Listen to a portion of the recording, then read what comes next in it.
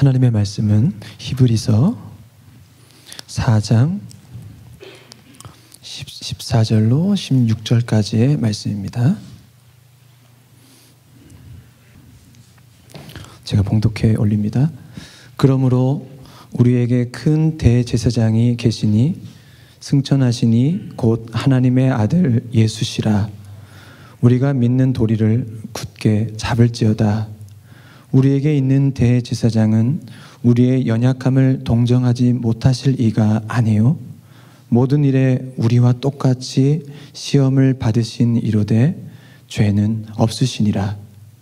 그러므로 우리는 긍휼하심을 받고 때를 따라 돕는 은혜를 얻기 위하여 은혜의 보좌 앞에 담대히 나아갈 것이니라. 아멘.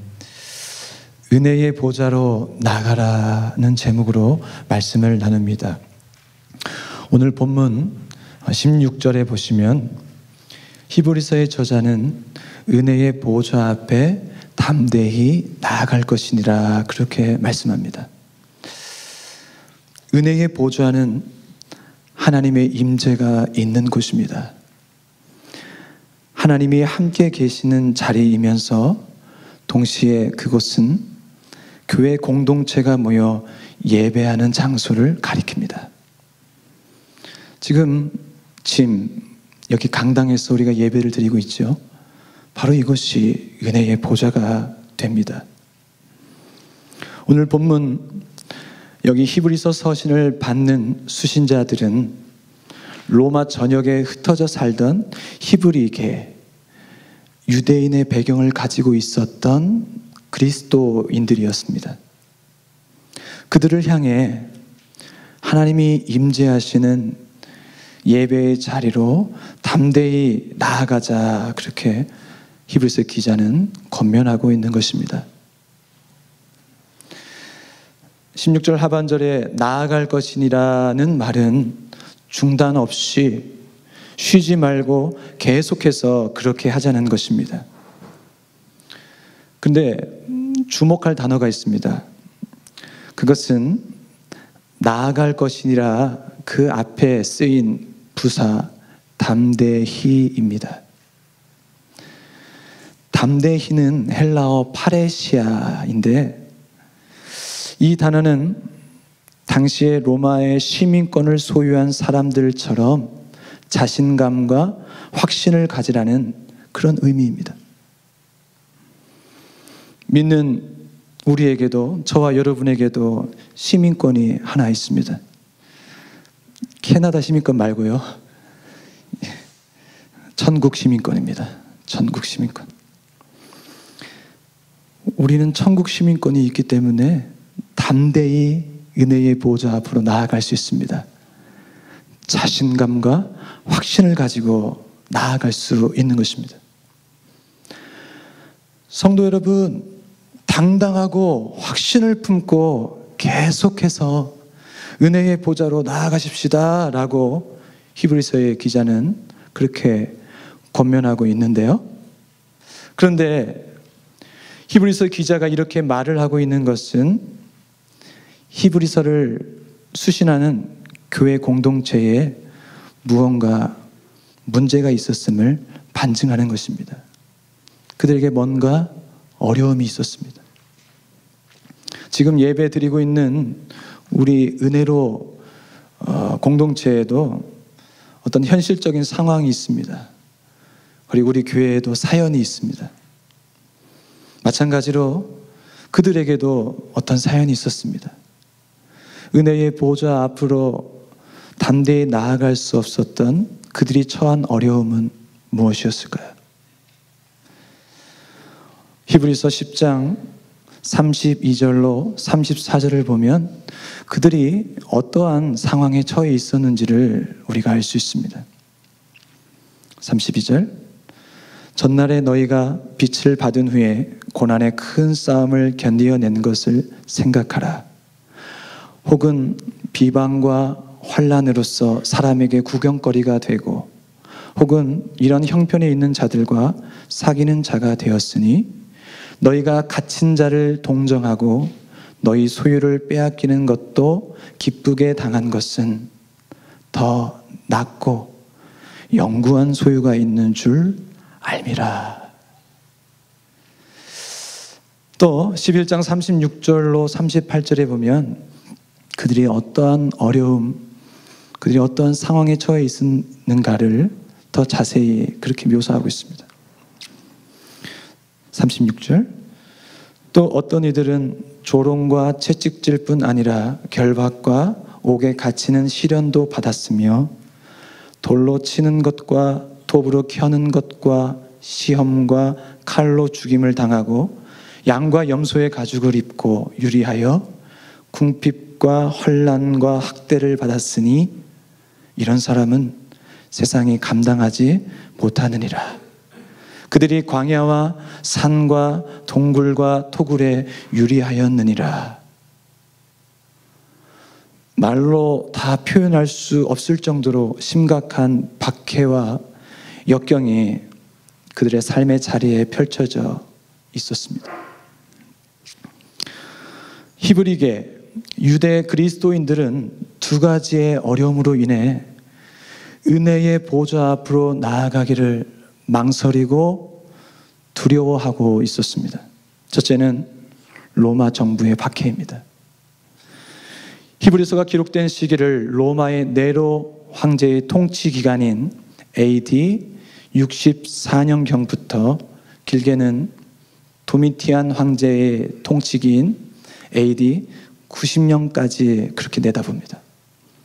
이 시기에는 정말 엄청난 박해가 그리스도인들에게 닥쳤습니다. 마치 우리나라 일제 강점기와 비슷한 환난과 박해가 교회와 성도들에게 있었습니다. 감옥에 투옥되고 모진, 고문과 순교하는 일들이 있었습니다. 얼마 전 랭리 월넛그로브 중고등학교에서 9학년 문모 군이 캐네디언 역사 교사가 역사를 교육한다는 이유로 우길 승천기를 교실 뒤쪽에다 크게 걸어놓고 그렇게 개항을 했다가 페이스북에 지금까지 우리 한민족과 여러 아시아 계통의 사람들로부터 공분을 사고 있습니다. 일제의 탄압으로 인한 아픈 역사의 현실을 아직도 우리가 가지고 있는 것입니다. 당시 유대 그리스도인들의 상황이 그와 같았습니다. 우리와 비슷했죠. 그리고 둘째로는 동족 유대교로부터의 박해로 말미암아 그들이 은혜의 보좌로 나아가기를 망설이고 두려워하고 있었습니다. 유대교에서 기독교로 개종하여 그리스도인이 되는 순간 집과 재산을 몰수당하고 추방되어 동족과는 어울려 살 수 없는 상황이 되어버린 것입니다.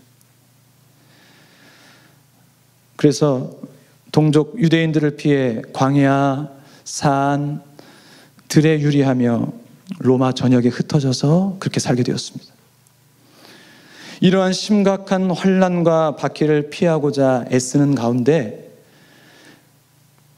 마침내는 그리스도인임을 포기하고 유대교로 되돌아가는 배교의 일들이 그렇게 생겨났습니다. 로마 정부와 우호적 관계에 있던 유대교의 그늘 아래로 도피하고자 했던 것입니다. 현실과 신앙의 타협점을 찾아 나선 것이죠. 성도 여러분, 만약 우리에게도 그들과 같은 어려움이 주어진다면 여러분은 어떻게 하시겠습니까? 지금 이렇게 짐에서 예배를 드리고 있는데 저기 뒷문을 쾅 열고 아이들이 들어오는 것이 아니라 무장괴한이 총을 들고 들어와서 우리 성도들을 줄을 세워놓고 예수님 믿을 것인가 말 것인가 묻는다면, 믿으면 죽고 부인하면 산다, 그렇게 협박한다면 여러분 어떻게 하시겠습니까? 또 캐나다 정부가 누구든지 예수를 믿으면 시민권을 취소시키고 캐나다에서 추방한다고 하면 여러분은 어떤 결정을 하시겠습니까? 실제가 아니라 예를 든 겁니다. 저 같으면 성령님께서 인도하시는 대로 그렇게 고백할 것 같습니다. 아마 여러분들도 마찬가지이시겠죠. 그들의 상황을 아는 저자는 그들에게 그 박해의 고통을 참고 이겨낼 대안을 제시해 줍니다. 은혜의 보좌 앞으로 담대히 나아갈 수 있는 유일한 길을 리마인더 해주는 것입니다. 생각나게 해주고 다시 기억나게 하는 것입니다. 그것이 히브리서를 기록한 목적이기도 합니다. 그것은 예수를 깊이 생각하라는 것입니다. 너의 상황과 너의 형편과 너의 삶의 자리에서 예수를 깊이 생각해 보라는 것입니다. 그분을 바라보고 의지하라는 것입니다. 그래야지만 그 힘든 고난과 역경을 이겨낼 수 있다는 것을 저자는 우리에게 일러주고 있는 것입니다. 우리가 깊이 생각해야 할 예수님, 그분은 누구십니까? 14절에 보시면 그러므로 우리에게 큰 대제사장이 계시다. 그리고 15절에도 우리에게 있는 대제사장은 말씀합니다. 우리에게 대제사장이 계시다는 것입니다. 우리에게 있는 대제사장 예수님을 강조하고 있습니다. 14절을 잘 보시면 대제사장 앞에 대자가 하나 더 붙어 있습니다. 큰 대제사장,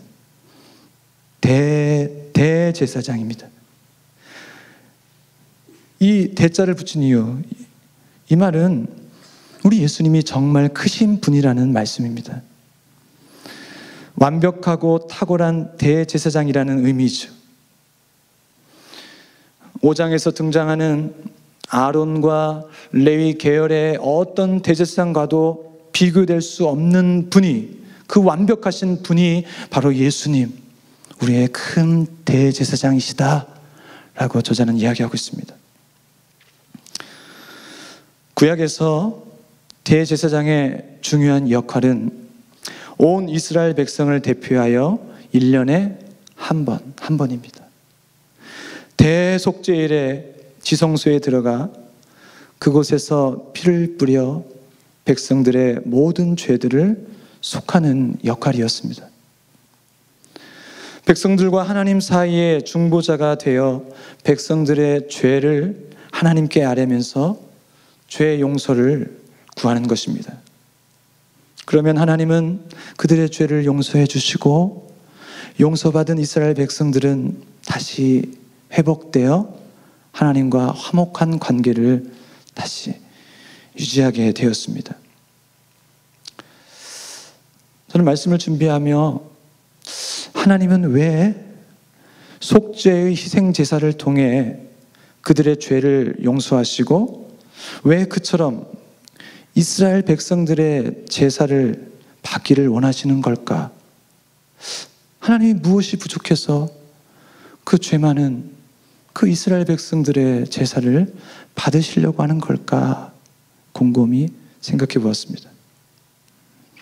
말씀을 묵상하며 이렇게 생각해 보았습니다. 하나님이 그리우셔서 그런 것이 아닐까? 하나님 뭐가 그리우세요? 하나님 누가 그리우세요? 거짓과 불의, 죄가 없는 정결한 하나님의 참 백성, 하나님의 백성이 그리운 것입니다. 진정한 당신의 백성을 만나고 싶은 것입니다. 그런 하나님의 백성과 만나서 교제하고 싶고 친밀하게 영적 사귐을 누리고 싶어서 하나님이 그렇게 희생제사를 원하신 것이 아닐까 그렇게 생각하게 되었습니다. 마치 마음 터놓고 속 깊은 얘기를 나누는 친구처럼 그런 친구를 하나님이 그리워하시는 것입니다. 출애굽기 29장 42절로 43절에는 하나님의 그런 그리운 마음을 출애굽기에서 보여주고 있습니다. 42절, 이는 너희가 대대로 여호와 앞 회막문에서 늘 드릴 번제라. 내가 거기서 너희와 만나고 네게 말하리라. 내가 거기서 이스라엘 자손을 만나리니 내 영광으로 말미암아 회막이 거룩하게 될지라. 말씀을 준비하며 한 시를 만났는데 제목이 하나님 당신이 그리워집니다. 고인이 되신 최희동 목사님의 그런 시입니다. 하나님 당신이 그리워집니다. 봄 햇살 이마에 와 닿으면 당신이 그리워집니다. 깊은 밤 홀로 달빛 맞으면 하나님 당신이 그리워집니다. 내가 하나님을 그리워하는 건 하나님이 나를 그리워하시기 때문입니다. 내가 하나님을 하루 종일 그리워하면 하나님은 영원토록 나를 그리워하십니다. 힘겨운 저녁길 지치고 허리 굽은 내 인생길, 하나님 당신을 그리는 마음 내 삶의 양식이 됩니다. 하나님 나를 그리워하소서. 하나님이 그리워집니다. 여러분, 하나님의 이와 같은 그리움이 공감이 되시나요? 하나님은 우리를 그리워하세요. 1년에 한 번이 아닌 날마다 늘 우리를 그리워하고 계십니다. 우리를 만나고 싶어 하세요. 바라기는 우리도 가장 그립고 만나고픈 분이 하나님이 되셨으면 참 좋겠습니다. 이러한 하나님의 바람을 누구보다 잘 아시는 분이 계십니다. 바로 큰 대제사장 예수 그리스도이십니다. 이 큰 대제사장은 우리로 하여금 하나님을 만나 뵐 수 있도록 그분과 친밀한 교제를 나누며 영원한 사귐을 갖도록 길을 열어주신 중보자이십니다. 14절 말씀 중반부를 다시 보시면 승천하시니 곧 하나님의 아들 예수시라. 우리가 믿는 도리를 굳게 잡을지어다 라고 말씀합니다. 여기 우리가 믿는 도리를 굳게 잡으라는 말은 우리가 고백하는 신앙을 꽉 움켜쥐라, 놓치지 않게 손에 힘을 줘서 그런 의미입니다. 새 번역 성경이 쉽게 잘 번역한 것 같은데 우리 같이 새 번역 성경으로 같이 한번 합독하십니다. 그러나 우리에게는 하늘에 올라가신 위대한 대제사장이신 하나님의 아들 예수가 계십니다. 그러므로 우리의 신앙 고백을 굳게 지킵시다. 아멘. 우리 옆에 분과 한번 인사 나누실까요? 우리의 신앙 고백을 굳게 지킵시다. 아멘이십니까? 우리의 신앙 고백, 우리의 신앙 고백, 우리가 믿는 도리, 우리가 고백하는 신앙은 무엇입니까? 이는 초기 그리스도인들이 고백했던 신앙 고백을 의미합니다. 거기에는 항상 예수님의 승천하신 주님을 기다리는 그 마음이 담겨져 있었고 하나님의 아들이시라는 고백이 꼭 그 고백 속에 담겨 있었습니다. 마치 우리가 예배 서두에 했던 사도신경과 비슷합니다. 전능하사 천지를 만드신 하나님 아버지를 내가 믿사오며 그 외아들 우리 주 예수 그리스도를 믿사오니 하늘에 오르사 전능하신 하나님 우편에 앉아 계시다가 매주 예배 드릴 때 사도신경으로 신앙을 고백하는데 가끔 그런 것 같아요. 제 자신을 봐도 형식적으로 그렇게 아무 생각 없이 아무 느낌 없이 그렇게 고백할 때가 있는 것 같습니다. 하지만 이러한 신앙 고백은 오늘날 참 중요합니다. 특히 이단들이 교회 틈타고 공격하는 이 시대에는 더욱 그렇습니다. 왜요? 뿌리 깊은 나무가 흔들리지 않는 것처럼 우리의 신앙의 뿌리를 이 탄탄한 신앙 고백, 사도신경 위에 가지고 있으면 우리의 믿음이, 우리의 영혼이 흔들리지 않기 때문입니다. 그러므로 진심과 정성을 담아 하나님 앞에 드리는 우리의 신앙 고백이 그런 진정성을 담아내기를 소망합니다. 14절의 말씀이 큰 대제사장 되신 예수님의 신성을 강조했다면 15절의 말씀은 예수님의 인성적인 부분을 강조하고 있습니다. 15절 말씀을 우리 같이 한번 합독하실까요? 시작. 우리에게 있는 대제사장은 우리의 연약함을 동정하지 못하실 이가 아니요 모든 일에 우리와 똑같이 시험을 받으시니로되 죄는 없으시니라. 아멘. 그분은 우리의 연약함을 동정하지 못할 분이 아니다. 이중 부정을 하고 있습니다. 그분은 우리를 동정하시고 우리의 연약함을 이해하시는 분이다라는 것을 강조하기 위해 두 번 부정을 쓰고 있습니다. 복음서를 보면 우리 예수님의 인성적인 그런 부분을 많이 보게 됩니다.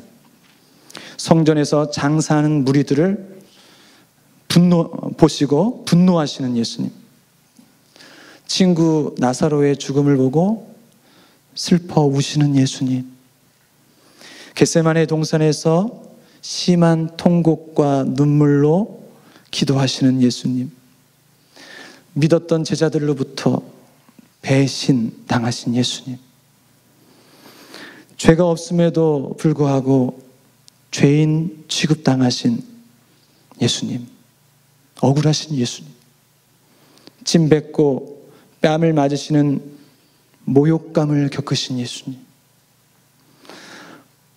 벌거벗기는 수치심과 십자가에서 고통당하신 예수님, 또 예수님은 광야에서 시험을 받으셨습니다.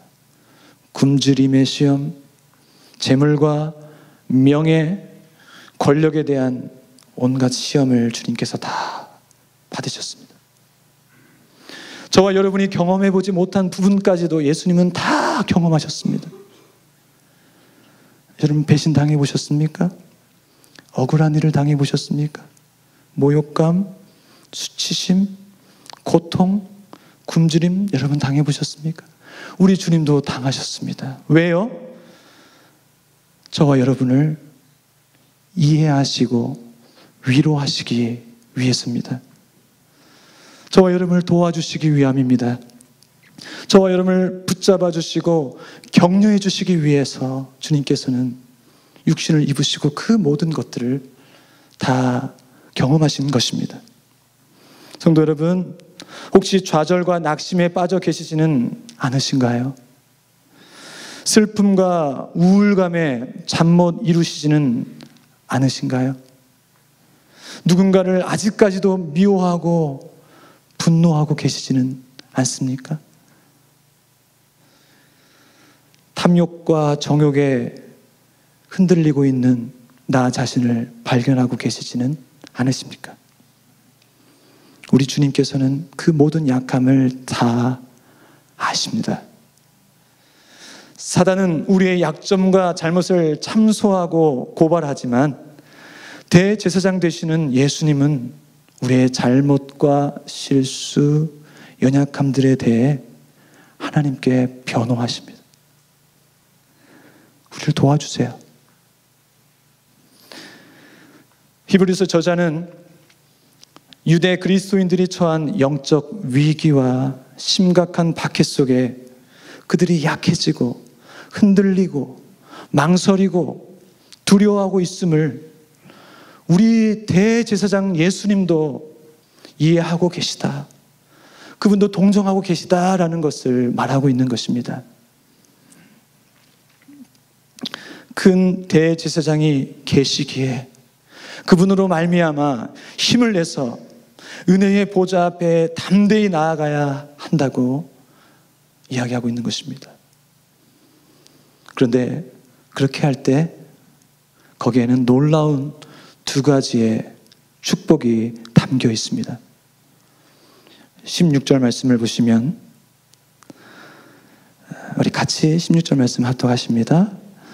그러므로 우리는 긍휼하심을 받고 때를 따라 돕는 은혜를 얻기 위하여 은혜의 보좌 앞에 담대히 나아갈 것이니라. 아멘.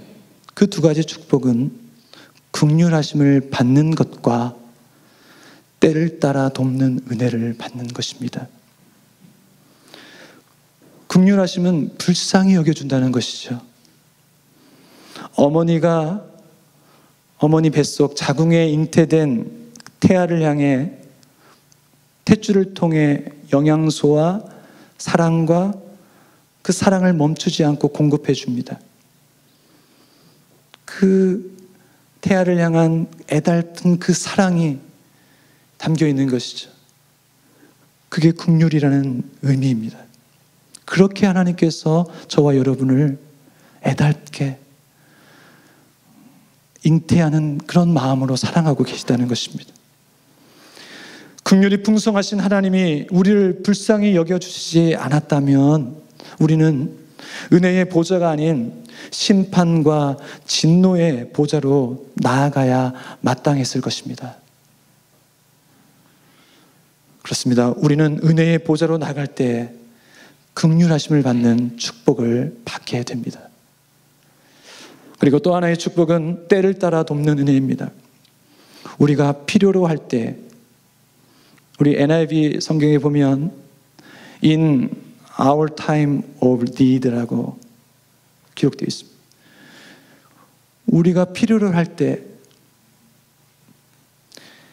우리를 돕는 은혜, 시적절한 우리의 사정이나 요구에 딱 맞는 그런 도움의 손길을 하나님께서 펼쳐주신다. 그렇게 약속하시는 것입니다. 은혜의 보좌로 나아갈 때 그렇습니다. 성도 여러분, 히브리 유대 그리스도인들이 그 상황과 다른 그런 형편은 아니다 할지라도 혹 여러분들 가운데 은혜의 보좌로 담대히 나아가지 못하도록 여러분을 방해하고 힘들게 하는 것이 혹 있으십니까? 주일날만이 아니라 날마다 계속해서 내 영혼을 무겁게 짓누르고 압박하는 그것은 무엇입니까?